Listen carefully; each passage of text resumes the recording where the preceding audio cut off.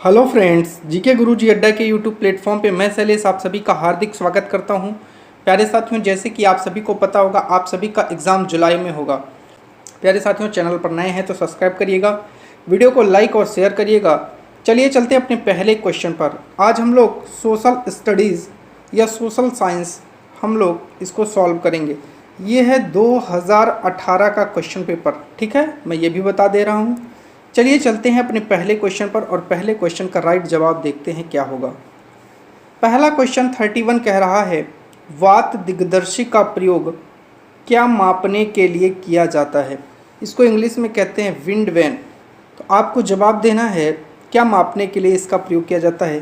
तो जो आपकी वायु की दिशा होती है उसी दिशा को मेज़र करने के लिए वात दिग्दर्शी का प्रयोग किया जाता है, याद रखिएगा, ठीक है। चलिए क्वेश्चन नंबर 32 पर चलते हैं। कह रहा है, वायुमंडल की निम्नलिखित में से कौन सी परत रेडियो तरंगों के संचरण में मदद करती है। जो आपकी रेडियो तरंगें संचरण करती हैं उनमें कौन सी परत है जो मदद करती है। तो सभी जानते हैं उसको बाह्य मंडल कहते हैं, या इसी को इंग्लिश में थर्मोस्फेयर भी कहा जाता है, याद रखिएगा, ठीक है। चलिए एक क्वेश्चन है, ये फिगर के द्वारा आपको दिखाया गया है। कह रहा है कि पृथ्वी की विभिन्न परतों को क्रम में आंतरिक से बाहरीतम, मतलब अंदर से जो आपका अंदर का हिस्सा है इससे बाहर की तरफ आपको परत की पहचान करना है। मुझे बताइए, अंदर से जब कह रहा है तो सबसे अंदर में क्या होगा। सबसे अंदर में परपटी होती नहीं है, ये तो सबसे आगे है। मेंटल बीच में है, ये भी नहीं होगा। हाँ, दो ऑप्शन मिल रहा है, आंतरिक कोण दोनों में। तो आंतरिक कोण दोनों में है तो ठीक है, सबसे पहले आंतरिक कोण हो जाएगा, फिर बाह्य कोण हो जाएगा, दोनों में सेम है। फिर मेंटल नहीं होता है, फिर परपटी होगा मेंटल, फिर आपका मेंटल होगा और फिर परपटी। तो चौथा ऑप्शन आपका राइट जवाब होगा, ठीक है। सबसे पहले आंतरिक कोण, बाहरी कोण, मेंटल, और सबसे ऊपर कौन सी परत होती है, परपटी होती है। तो चौथा आपका राइट जवाब हो जाएगा, याद रखिएगा। एक फिगर बनाया गया है, कह रहा है कि दिए गए आरेख में सूर्य, पृथ्वी और चंद्रमा की स्थिति को ध्यान से देखिए और बताइए ये क्या दर्शा रहा है। तो आपको बताना है, ये आपका सूर्य है, ये पृथ्वी है, ये चंद्रमा है। ये क्या दिखा रहा है, सूर्य ग्रहण नहीं, चंद्र ग्रहण नहीं, बृहद ज्वार नहीं। तो ये लघु ज्वार भाटा की स्थिति को दर्शा रहा है, याद रखिएगा। ये क्वेश्चन कई दफ़ा पूछा गया है। चलिए अगला क्वेश्चन कह रहा है, जब नदी मैदान में प्रवेश करती है, मान लो ये है मैदान और इसमें नदी कर रही है प्रवेश, तो कह रहा है यह मुड़ जाती है, मतलब ऐसे मुड़ जाती है ये, और बड़े मोड़ बना करके बहती है। तो जब बड़े मोड़ बना करके बहती है तो इसे क्या कहा जाएगा। तो देखिए किस तरीके की आकृति आपको दिख रही है, जैसे सांप जैसी आकृति दिख रही है ना। तो 35 का आपका राइट जवाब हो जाएगा। तीसरा, विसर्प इसे कहा जाता है, याद रखिएगा, ठीक है। चलिए 36 पर चलते हैं। कह रहा है कि अधिकांश दुर्गम क्षेत्रों में, शब्दों को पकड़िएगा, दुर्गम क्षेत्रों में आपदाओं के समय लोगों को बचाने और भोजन, जल, कपड़े एवं दवाओं को वितरित करने के लिए यातायात का कौन सा साधन बेहद उपयोगी है। अब आप ही लोग मुझे जवाब दे दीजिए, क्या रेल मार्ग से ये संभव है। आप कहेंगे नहीं। सड़क मार्ग से ये संभव है, आप कहेंगे बिल्कुल नहीं। जल मार्ग से ये संभव है, आप कहेंगे बिल्कुल नहीं। तो ये केवल और केवल आपका वायु मार्ग से ही संभव है, याद रखिएगा, ठीक है। चलिए 37 पर चलते हैं। कह रहा है, भूगोल की वह शाखा जो विशिष्ट मानव जनसंख्या की संरचना के विषय से संबंधित है, क्या कहलाती है। 37 का राइट जवाब देना है, उसे जनसांख्यिकी कहते हैं। क्या कहते हैं भैया, जनसांख्यिकी कहते हैं, याद रखिएगा। 38 पर चलते हैं। कह रहा है कि कथन ए और कारण आर, सूर्य गुजरात में अरुणाचल प्रदेश से लगभग 2 घंटे बाद अस्त होता है, बिल्कुल सही है, कोई दिक्कत नहीं है कथन में। अरुणाचल प्रदेश गुजरात की तुलना में उच्च अक्षांश पर स्थित है, ये भी कथन आपका सही है, कोई दिक्कत नहीं, कथन दोनों आपके सही हैं। चलिए आगे देखते हैं। कह रहा है कि ए और आर दोनों सत्य हैं, बिल्कुल सत्य हैं। और आर ए का सही स्पष्ट करता है, नहीं भैया, ए और आर दोनों सत्य हैं लेकिन आर ए को स्पष्ट नहीं करता। दूसरा आपका इसमें राइट जवाब हो जाएगा, याद रखिएगा। 39 कह रहा है कि निम्नलिखित में से कौन सा ऊर्जा का गैर परंपरागत स्रोत है। बताइए गैर परंपरागत स्रोत कौन सा है, तो आपका राइट जवाब हो जाएगा सौर ऊर्जा। ये क्या है, गैर परंपरागत स्रोत है। विशेष रूप से निर्मित टैंकों और तालाबों में मछली का प्रजनन क्या कहलाता है, तो मछली का प्रजनन आपको जवाब देना है क्या कहलाता है। चलिए जल्दी से आप लोग इसका राइट जवाब दीजिए कमेंट करके। मैं जानना चाहता हूँ कितने भाई बहन को इसके बारे में जानकारी है। तो बताइए जो मछली का प्रजनन है वो क्या कहलाता है, जवाब दीजिए। चलिए उसे पिसीकल्चर कहते हैं। क्या कहते हैं, पिसीकल्चर कहते हैं। कई दफ़ा कई एग्ज़ामों में पूछा गया है, क्वेश्चन इंपॉर्टेंट की श्रेणी में आता है, याद रखिएगा, ठीक है। चलिए अगले क्वेश्चन पर चलते हैं। स्थल का एक संकरा भाग जो दो बड़े स्थलीय भागों को एक दूसरे से जोड़ता है उसे क्या कहते हैं, आप मुझे जवाब दीजिए। स्थल का भाग दो बड़े स्थलों को जोड़ेगा तो स्थल संधि कहलाएगा, और जल का भाग जब जोड़ेगा तो उसे जल संधि कहेंगे, ठीक है। तो आपका इसका राइट जवाब क्या हो जाएगा, स्थल संधि हो जाएगा। 42 कह रहा है कौन सा महाद्वीप आकार में सबसे छोटा है, तो बताइए सबसे छोटा कौन है, मुझे इसका जवाब दीजिए जल्दी से। 42 का आपको जल्दी से राइट जवाब देना है। सभी भाई कमेंट करिए, मैं जानना चाहता हूँ कौन कौन भाई इसका राइट जवाब दे सकते हैं। सभी लोग कमेंट करिए और कमेंट करके ज़रूर बताइए इसका राइट जवाब क्या होगा। इसका भैया राइट जवाब ऑस्ट्रेलिया होगा।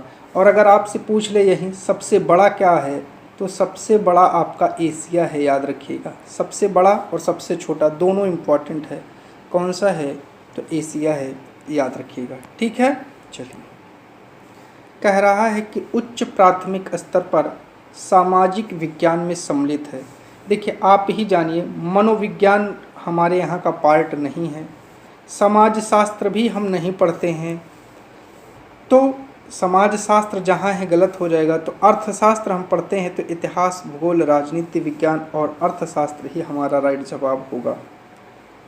44 कह रहा आगमनात्मक अधिगम में से किस विधा का विरोधाभासी है, तो जो आगमनात्मक अधिगम होता है वो व्याख्यानात्मक शिक्षण का क्या होता है, विरोधाभासी होता है, ठीक है। चलिए 45 पर चलते हैं। कह रहा है दिए गए कथनों ए और बी को पढ़िए और सही उत्तर का आपको जवाब देना है। कह रहा है आलोचनात्मक सोच धारणाओं के निर्माण तथा विचारों के अनुप्रयोग और विस्तार को बढ़ावा देती है, बिल्कुल सही है, इसमें कोई गलती नहीं है। यह दूसरों के तर्कों और विश्वासों को समझने और मूल्यांकन करने में मदद नहीं करती, गलत है, करती है भैया। तो आपका ए सत्य और बी असत्य हो जाएगा। तो 45 का पहला आपका राइट जवाब हो जाएगा। चलिए 46 पर चलते हैं। 46 कह रहा है कि अनुभवजन्य साक्ष्य क्या है, बताइए अनुभवजन्य साक्ष्य क्या है, इसका राइट जवाब दीजिए। सभी इसको कमेंट करिए, जो भी भाई जान रहे हैं सभी लोग इस क्वेश्चन का आंसर कमेंट करें। मैं जानना चाहता हूँ इसका आंसर ज़्यादा से ज़्यादा लोग कमेंट करें। देखिए इंद्रियों के माध्यम से वास्तविक दुनिया में एकत्रित आंकड़ों को ही अनुभवजन्य, अनुभव का मतलब जिसको हम अनुभव करें, अनुभव करके जिस साक्ष्य को हम जुटाते हैं वही तो अनुभव। अनुभव किससे करते हैं, हम अपनी इंद्रियों से ही तो करेंगे। चलिए 47 पर चलते हैं। कह रहा है कि भौतिक विशेषताओं के मॉडल प्रतिकृतियां शिक्षण के लिए सबसे अधिक उपयुक्त हैं। अब बताइए 47 का राइट जवाब दीजिए। कह रहा है भौतिक विशेषताओं के मॉडल और प्रतिकृतियां, तो मॉडल का यूज कहाँ किया जाता है, इतिहास में कोई मॉडल का यूज होता है, बिल्कुल नहीं। अर्थशास्त्र में मॉडल का यूज होता है, बिल्कुल नहीं। राजनीति में मॉडल का यूज होता है, बहुत ना के बराबर। भूगोल में ही ज़्यादा से ज़्यादा मॉडल का यूज़ होता है, तो भूगोल इसका राइट जवाब होगा। और भौतिक विशेषताओं की बात कर रहा है, ये भी याद रखिएगा। 48 पर चलते हैं। कह रहा स्थानीय समाचार पत्र से मौसम की जानकारी का संग्रह किस प्रकार का स्रोत है। कोई स्थानीय आपको समाचार पत्र है, चलिए यहाँ मौसम की जानकारी आपको दी गई है, आपने उसको पढ़ लिया, जानकारी आपको पता चल गई, किस प्रकार का ये स्रोत कहा जाएगा, बताइए। 48 का जल्दी से राइट जवाब आप लोग दीजिए, क्या होगा।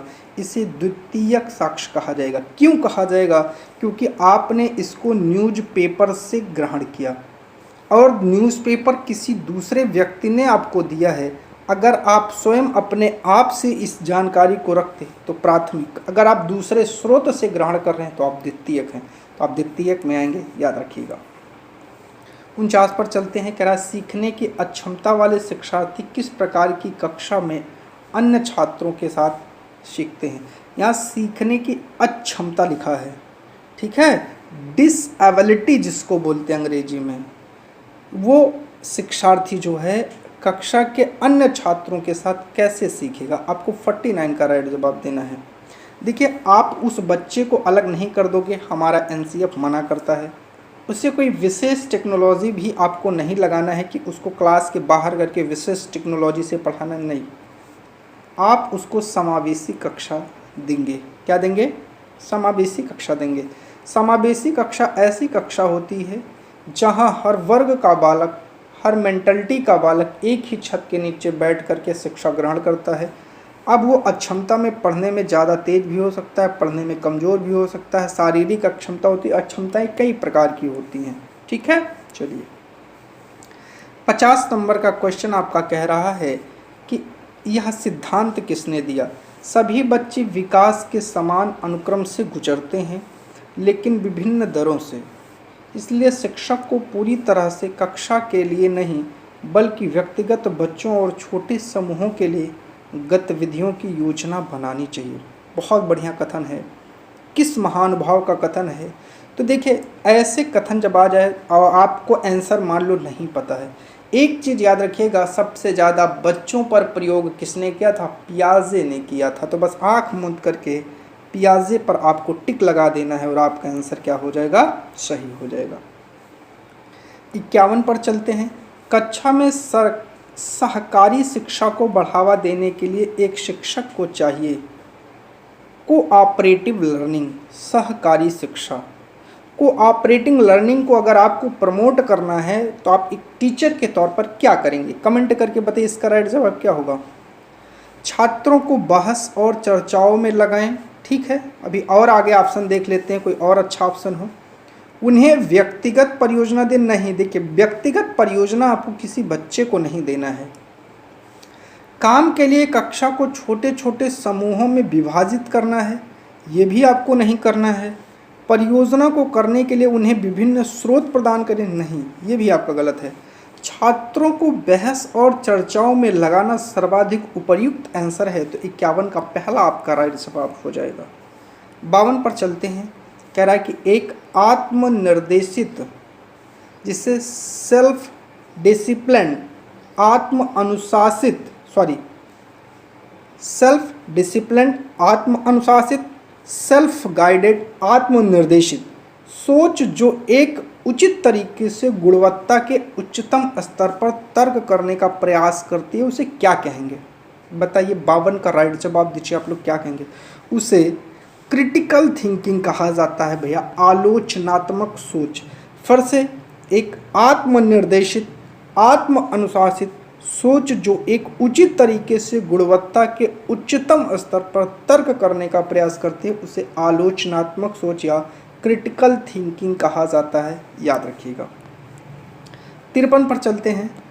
अजंता गुफा चित्रों में इस्तेमाल किए गए रंग किस सामग्री से प्राप्त किए गए? देखिए पशुओं के अंग के अवशेष से किसी प्रकार का रंग का साक्ष्य नहीं। हमने आपको एनसीईआरटी पढ़ाया है और एनसीईआरटी चल भी रही है सीरीज। ग्रेफाइट से कोई रंग बनता नहीं था, पौधों और खनिजों से वो जो है, प्लांट और मिनरल्स, इन्हीं से वो जो है अपने रंगों का यूज़ किया करते थे, याद रखिएगा। 54 पर चलते हैं। कह रहा सबसे पुरानी पांडुलिपि जो आपकी पांडुलिपि क्या है, पांडुलिपि का मतलब होता है हाथ से लिखा गया। पहले ये जान लीजिए, हाथ से लिखा गया, जिसको हाथ से लिखा गया हो वही है पांडुलिपि। किस पर लिखा गया है, अब आपको इसका राइट जवाब देना। ऐसा सभी भाई बहनों को पता होगा, ताड़ के पत्तों पर लिखी गई है। और हिमालय के क्षेत्र में एक भूर्ज नामक पेड़ होता था, जिससे हमें एक पत्ता मिलता था। उस पत्ते पर भी हम लोग क्या करते थे, उसको लिखने का काम करते थे। तो ताड़ के पत्तों पर और भूर्ज नामक एक छाल के पेड़ के पत्तों पर भी हम लोग इसको लिखने का प्रयास करते थे। तो पहला आपका राइट जवाब हो जाएगा, याद रखिएगा। मानव इतिहास में निम्नलिखित में से कौन सी अवधि या काल सबसे लंबी है। देखिए, सबसे लंबा काल आपका जो है वो पुरा पाषाण काल है, और इसको भी 3 भागों में बांट करके पढ़ा जाता है। ठीक है, याद रखिएगा, पूछा जाता है पुरा पाषाण काल जो है वो कितने भागों में डिवाइड है। महत्वपूर्ण क्वेश्चन है, कई दफ़ा यहाँ से क्वेश्चन बने हैं और आपसे पूछे जाते हैं। इसको याद रखिएगा कि जो आपका पूरा पाषाण काल है वो 3 भागों में बटा है, और मानव इतिहास की लगभग मान के चलिए 99% जो घटना है वो इसी पूरा पाषाण काल में ही हुई है। ठीक है, ये भी आपको याद रखना है, मोस्ट इम्पॉर्टेंट क्वेश्चन की श्रेणी में आता है। ठीक है, चलिए इसके बाद चलते हैं हम लोग अपने अगले क्वेश्चन पर और देखते हैं अगले क्वेश्चन का राइट जवाब हमारा क्या होगा। चलिए, कह रहा है कि दिए गए कथन ए और बी को पढ़िए और सही उत्तर का चयन कीजिए, और आपको सही उत्तर का चयन करना है। चलिए, मेहरगढ़ पाकिस्तान के बोलन दर्रे के पास एक उपजाऊ मैदान में स्थित है। बिल्कुल सही कथन है, कोई गलती नहीं है। वहाँ खेती और पशुपालन के साक्ष्य मिले हैं। बिल्कुल, जब मैं आपको क्लास 6 की एनसीईआरटी पढ़ाया हूँ, जा कर के आप लोग देखिए, इसका जवाब वहाँ पर लिखा है। ए और बी दोनों कथन आपके सत्य हैं। 57 नंबर पर चलेंगे। कह रहा है कि भारत में निम्नलिखित राज्यों में से किस राज्य में हड़प्पा के नगर सबसे बड़ी संख्या में मिले हैं। तो बताइए, सबसे ज़्यादा संख्या में हड़प्पा के नगर किस राज्य में मिले हैं। तो देखिए, इसका राइट जवाब आप लोग दीजिए, मैं जानूँ। वो सबसे ज़्यादा आपको गुजरात में देखने को मिलेंगे। कहाँ मिलेंगे? गुजरात में देखने को मिलेंगे, याद रखिएगा। ठीक है, चलिए, कह रहा ऋग्वेद मूल रूप से किस भाषा में रची गई। देखिए, आपको पता ही है ऋग्वेद संस्कृत में रचा गया, और उस संस्कृत को हम लोग प्राक संस्कृत कहते थे। ये भी याद रखिएगा, कभी कभी प्राक संस्कृत लगा के दे देगा तो कंफ्यूज मत होइएगा। प्राक संस्कृत या संस्कृत भाषा में रचा गया था, याद रखिएगा। ठीक है, चलिए, 6ठी शताब्दी ईसा पूर्व में मगध महाजनपद के सबसे पहले शासक कौन थे। 59 का राइट जवाब दीजिए। जो आपका मगध महाजनपद हुआ, मतलब जो जनपद थे, जब ये जनपद आपके श्रेष्ठ होने लगे तो आगे चल कर के यही महाजनपद कहलाने लगे। ठीक है, तो इसमें सबसे पहले आपका जो शासक हुआ वो बिंबिसार हुआ, याद रखिएगा। कई बार क्वेश्चन पूछा गया है, इम्पॉर्टेंट है। 60 पर चलते हैं। कह रहा है निम्नलिखित में से कौन सा बौद्ध धर्म के त्रिरत्नों में से नहीं है। नहीं शब्द को गौर रखिएगा। देखिए, तो नहीं क्या है इसमें बताइए जल्दी से। 60 का राइट जवाब दीजिए, सभी को पता हो। देखिए, एक तो बुद्ध है, धम्म है, संघ है। अब आपसे अगर पूछ ले त्रिरत्न कौन से हैं, तो बुद्ध, धम्म और संघ ये आपके त्रिरत्न हैं, इसको नोट कर लीजिएगा। ठीक है, और अहिंसा जो है ये त्रिरत्न नहीं है। तो आपका तीसरा राइट जवाब हो जाएगा, याद रखिएगा।